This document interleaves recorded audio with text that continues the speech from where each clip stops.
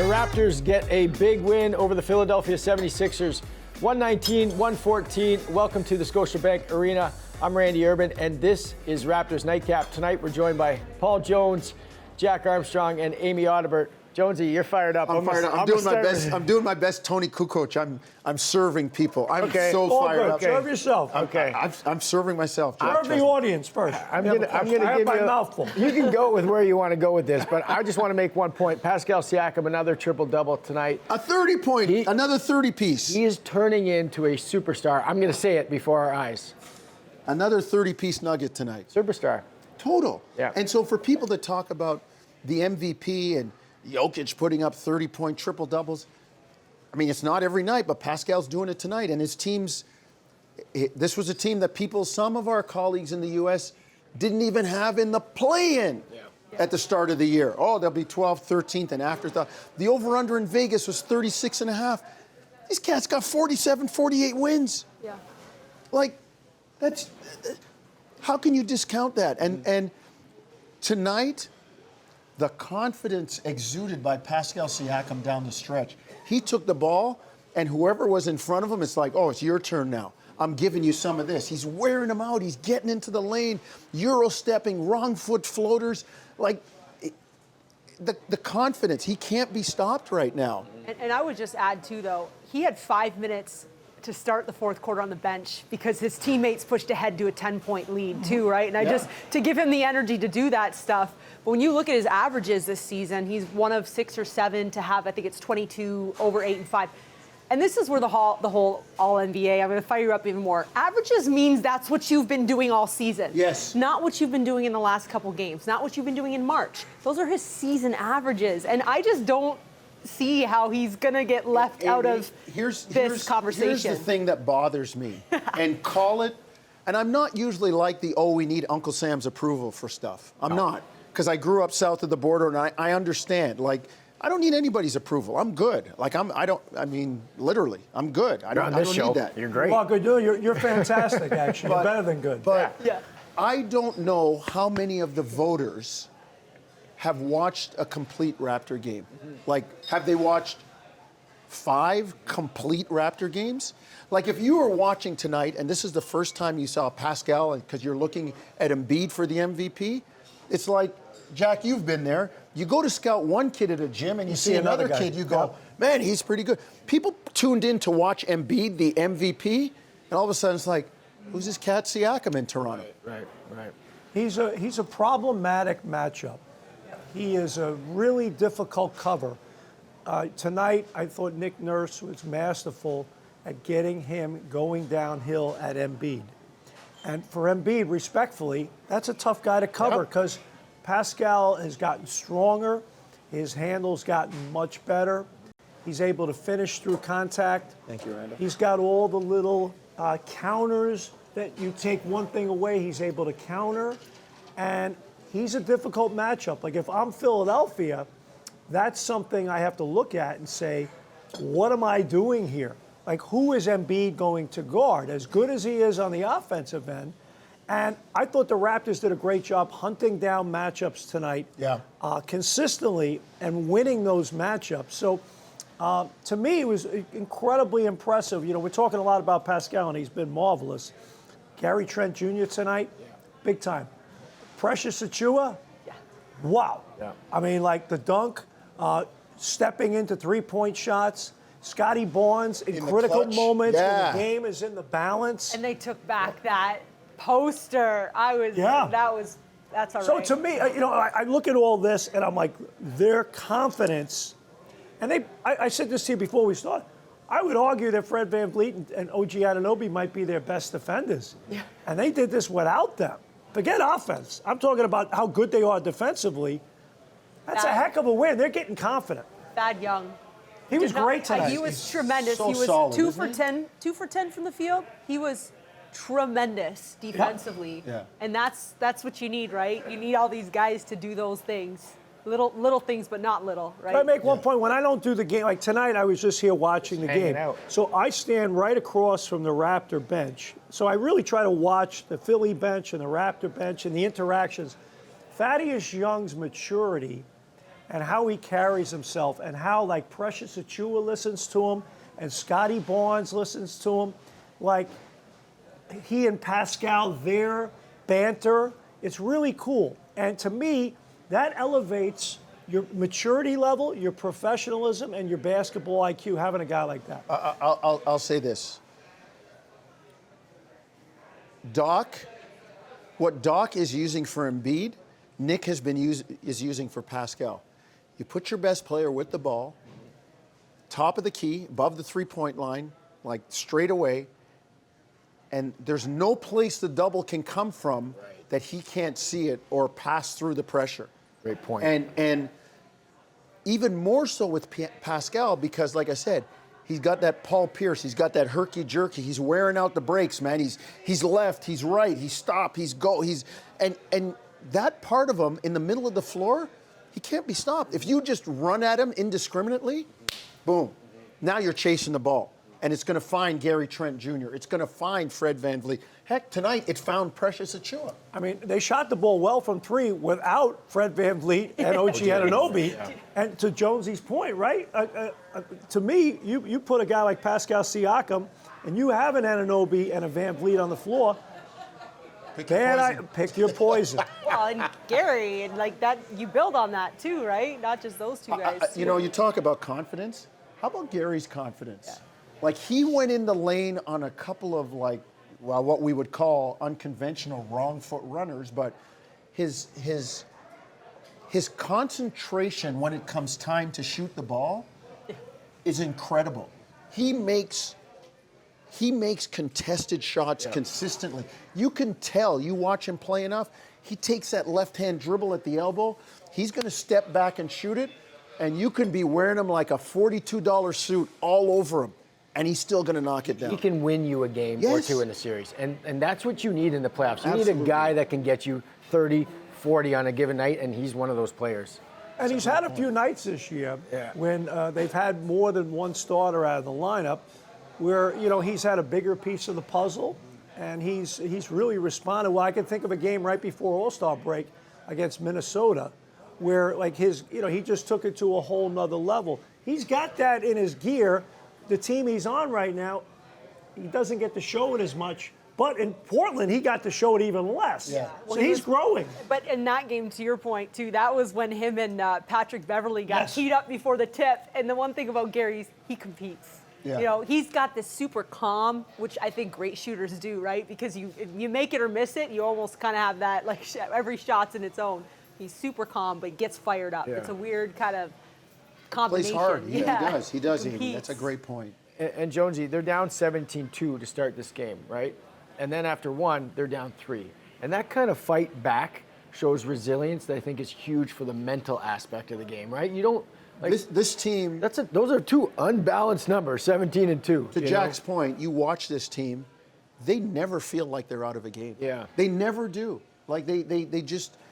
It's just like, okay, wow, 17-2. All right, boys. Like, Pascal made a hoop to make it 20-9 or something, and he ran back on Dean. He's clapping his hands. He's like, come on, y'all, let's go. Let's go. And they had every reason, right? They just clinched the playoffs. I'm not saying everyone would have been okay with that, but really, right, Fred's not playing. They're coming off this game where they know they've guaranteed a spot. They don't start out right. That could have went downhill even more than it did, but it was the fight back, and it came from Pascal, the leader, because if Pascal was complacent with just, hey, let's just get this, get out of here tonight, but he didn't. And Precious sat early, right, and then comes back and then hits that step back 3. And Jack, what I'm loving about Precious, early in the season, you would see him make a mistake, and it would kind of get to him. He'd compound it with another mistake, or he'd try to go up in traffic. He feels like, it looks like he just shrugs it off, and he's like, all right, next play. And that's the makings of an improved player. I see a guy that's very serious when he plays, and he's around guys that are professional and have high standards, and he's being coached at a high level. And when you have those attributes, and he's got the ability, the game's slowing down from now. I mean, he still turns it over a little too much. But he's getting there. He's really making significant strides. And he made 2 impactful late defensive plays. He made one on Harden. Yes. And then he made one on Embiid. his athleticism and quickness and bounce to be able to go up and change a shot. That's a wild card in a series to guard those two players. Those two guys that you're saying he had big stops Yeah, up. yeah. And the thing with Precious, one-on-one. he's in his second year. Yeah. This is his second year. And his first year, he played behind Bam Adebayo. He didn't really play a whole lot. This is, and he was a one and done in college. So at Memphis. So this is really he's such a young. He's just a pup. He's a kid. You forget about that because when he's out there, he plays like a grown man at times. He's so I just young. think everything we've talked about with the makeup of the Raptors, I don't know how far they're going to go, but it won't be for lack of effort. Yeah. It won't be, they're not going to roll over. You're not going to see them go quietly. Like, they could get swept and lose every game by 1 point fighting down the stretch. You know, and I just, that's the culture and the personality of this team. You know, Jack, when I left here on Sunday night, Jack's line just stuck with me. The ghost of Kyle Lowry is in this building. Totally. Like, we are coming to win, and we are going to scrap and scrape, and we're going to fight you. And if you beat us, that's fine, but you're going to feel it. Remember what I said the other night? 3 things, right? Yeah. All right, I'm going to ask you the question. Who played harder tonight? No question, Raptors. Toronto. Okay. Who won the battle on the offensive boards? Raptors. Who won the turnover margin? Raptors. You passed. But to my point, you know, like that's their ingredient. Yeah. You got to play harder. You got to want it more on the glass, and you got to protect it, and you got to turn them over and get more possessions and be hungrier. They're hungrier. They are. They only had 4 fast break points at half. They averaged right around 16 per game. They finished with 15. So in the second half and against an Embiid, that's what you have to do, right? You've got to get your stops, your defensive rebounds, whatever, and then you got to run. And the numbers don't lie. They got out and ran a lot too. You know, you make a great point because you look at Embiid. I've always found, as good as he is, he had 5 turnovers again tonight. Yep. He turns the ball over. That when you run him, like you just said, Amy, there comes a point where then he has a few possessions that are a little sloppy. Loose. They're loose. Loose. It's like he doesn't punish you. There's just something there that, like, he'll have a few negative plays in a row, and now you come down and score on them. And on top of that, now you put him in coverages where now he's uncomfortable. And as good as he is, he becomes a little bit of a liability for them. And just going back to what Jack said about, you know, the overall play, you know, the Raptors were down for much of the game leading into the fourth, but it never felt like they were out of it. I felt like they were kind of getting whatever they wanted offensively. What other observations? Why is that the case? Why are you watching this game going, they're actually down and not out, and Because it feels like they're going to win? Because of the way they play. They just continue to chip away. They continue to come at you and come at you. And every possession that you're in with them, there's pressure. Mm-hmm. There's pressure to score because they're in you defensively. Mm-hmm. And you get a hoop and you go back on the other end, you go, okay, we got a hoop. Now they're coming at you, and Pascal's coming at you, and they're moving the ball, and they score. Now you go down the other end, and they're on, like they just keep the pressure turned up at both ends. To Jack and Amy's point about how hard they play, there is no substitute for that. And you know, that's like saying we're going to beat a team because we're in better shape. You really shouldn't bank on that. Mm-hmm. But Toronto can bank on the fact that we might not beat you because we're going to play hard, but we're going to play hard. That's how we beat teams, by being in better shape when I was in high school. By the end of the fourth quarter, you're not tired, and they are. Right. And, did you all have 7-foot wingspans? You're all 6'1", to be honest. A little bit. You're all 6'1". I was 5'11" and 3/4. The businessman league. Amy, you mentioned something before we started about the crowd. I kind of felt like at times they've been a little quiet. They're like trying to get back into basketball again. It felt like tonight, not so much, eh? No, not at all. This was that warm-up. And I mean, the Raptors fans are very in tune with everything going on around the league. They know that they could be back here in a week, 10 days. And I thought that as much as we talk about the players kind of understanding that and really fighting, I thought the fans also were like, oh, let's go. And I mean, I thought at the end, let me just say, when they were cheering MVP for Pascal, has he ever heard that here? You know, and that, I mean, he deserves it. I thought that, like, while he's not in the MVP conversation, just to hear that, because Pascal, as good point. You know, he's he hasn't always been as great. People have not been as gracious with him. He's over got a the level years. of confidence now, Yeah. though. Amy, Kyle heard right? that. Look, Kyle heard that. Kawhi heard that. DeMar heard that. So it's a great observation. Yeah, and it was incredible down there tonight. Even Vladdy was here. He got on there and was chatting. Jack said something in the Good championship interview with year. Vladdy today, by the way. I'm gonna have to go home and watch it. Yeah. Jack said something was killing in the championship year. He said to the fans, "Get in your seats early. Yeah. At halftime, Remember that. put your wine down in the private boxes, and get back in your seats, and give the team some energy. Make it tough on the opposition.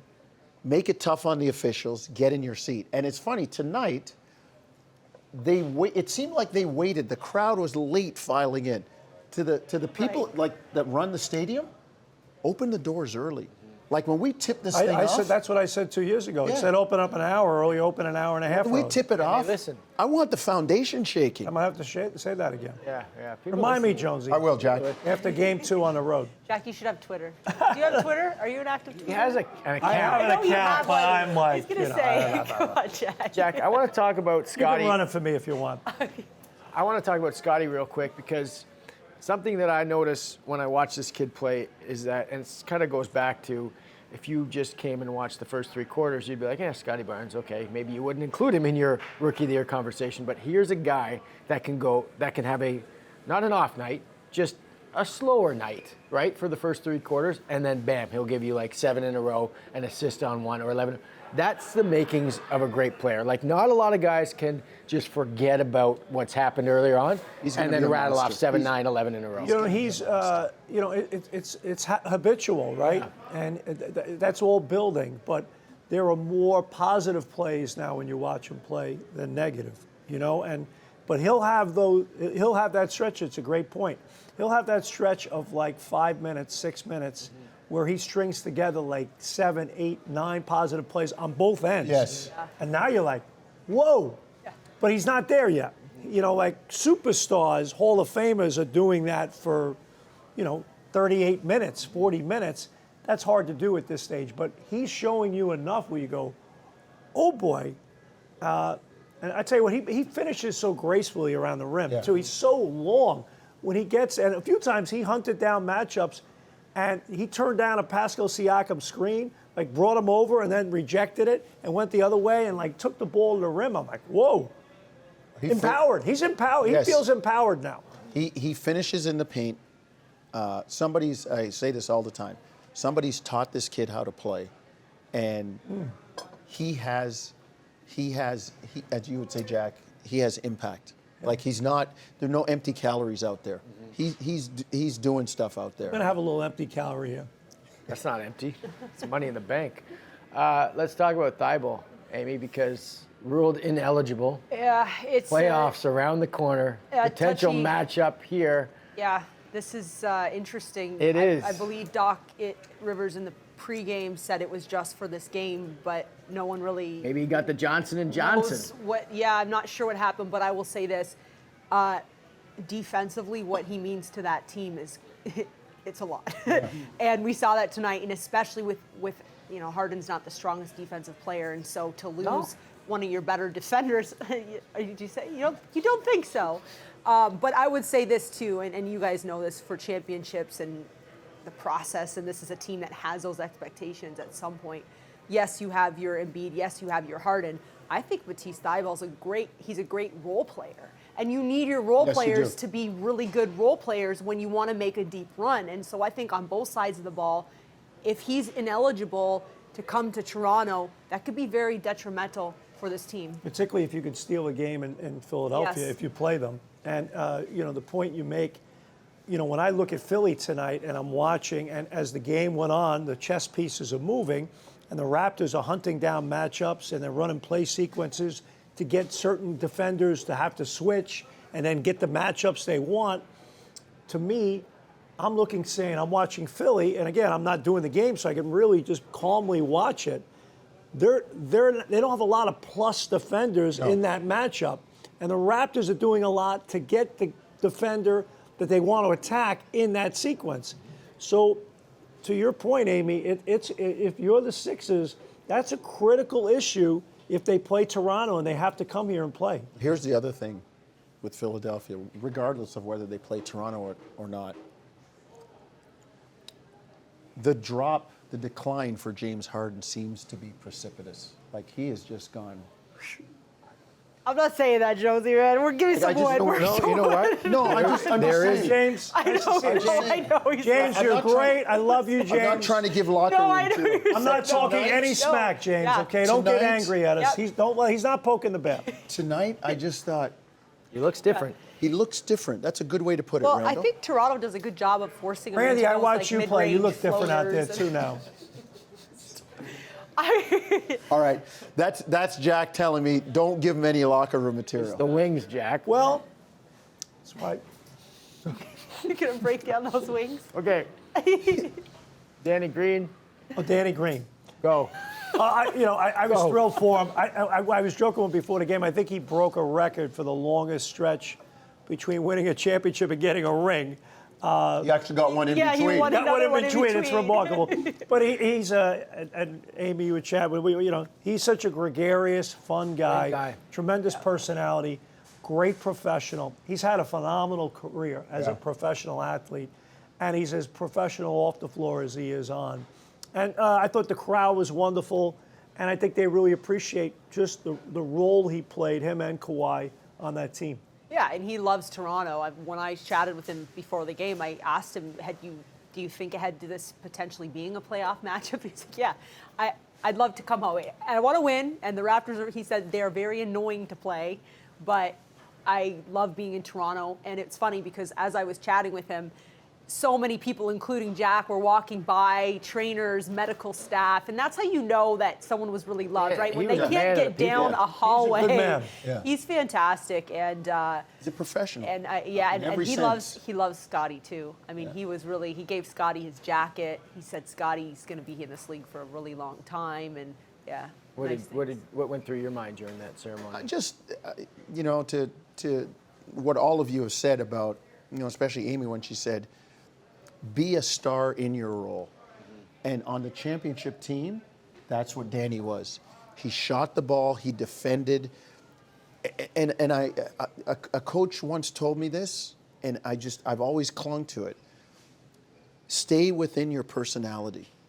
Like, don't improv. Don't go improv. Like in the playoffs, the Raptors, the three things you talked about, Jack, if we don't see those three things, then they've lost their personality. Mm-hmm. And Danny Green was a guy, his personality has been the same over his career, whether he was in San Antonio, Toronto, Los Angeles.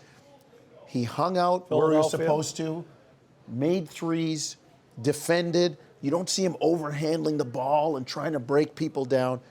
This is my lane, and I know exactly how to drive the car in this lane. By the way, he's been on 4 winning professional teams. Thank you. And you could say, well, he might be fortunate to play with certain guys, but I think a part of the reason why those teams won is they had him. Yeah. And it goes hand in hand.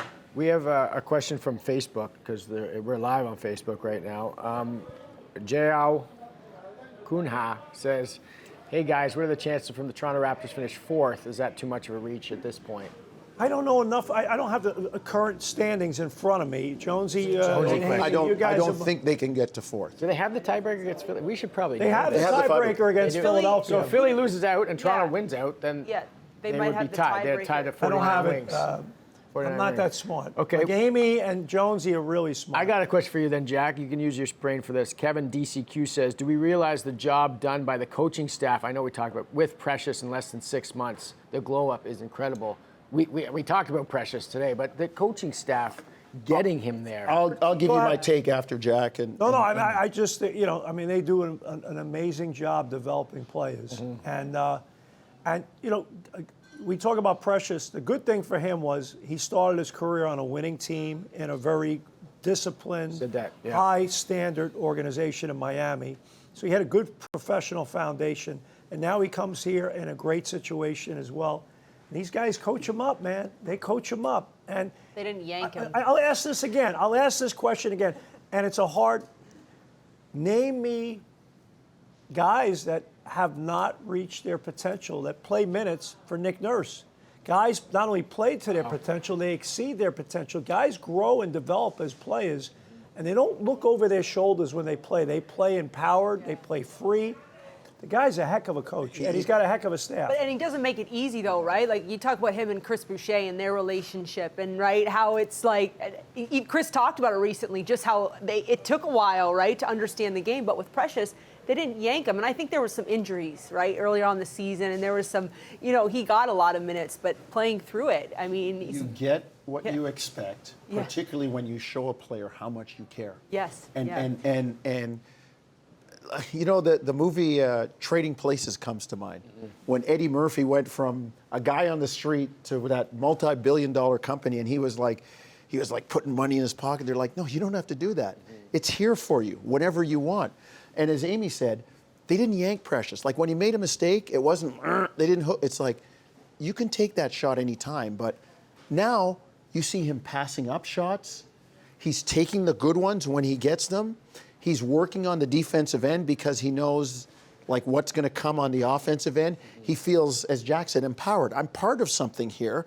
They're counting on me to do A, B, C, and D. And I know that I'm going to be able to play through mistakes, right?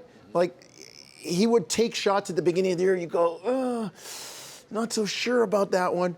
He's not taking any of those now. Yep. Those are gone.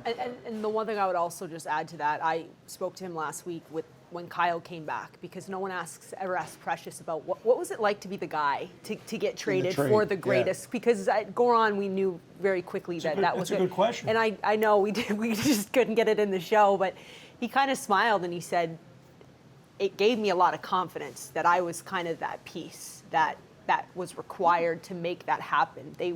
They wanted me here.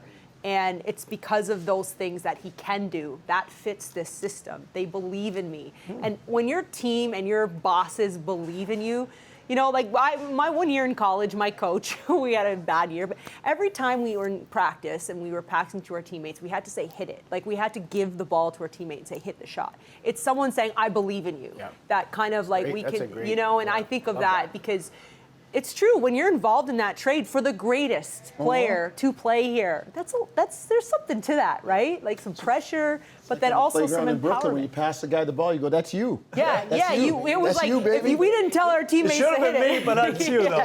Yeah, but there's something that it's a great question you asked him, because we all forget about the other side of the trade. Yeah, right. To be that guy, but there is that part of it, and of course now he's playing probably his best basketball as the young NBA career. I'm so gassed up for the playoffs. Yeah, like I am. It is the absolute best time of the year if you're a basketball fan. I love the tournament, but it's a one and done, and it's over in like 3 weekends.